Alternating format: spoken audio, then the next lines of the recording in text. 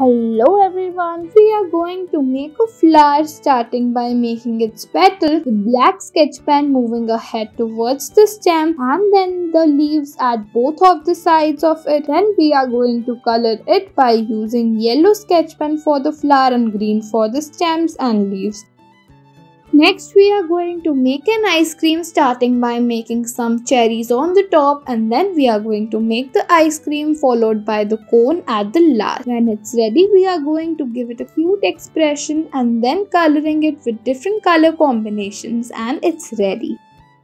Next we are going to make a hand wash killing some germs starting by making the body of the hand wash. We're going to make the handle as well. After it's ready, we are going to make some flash of this hand wash which looks like it's killing the germs. Then we're going to draw some germs at the side with different expressions on them. After it's ready, you can color it with any color you want and it looks simple but beautiful.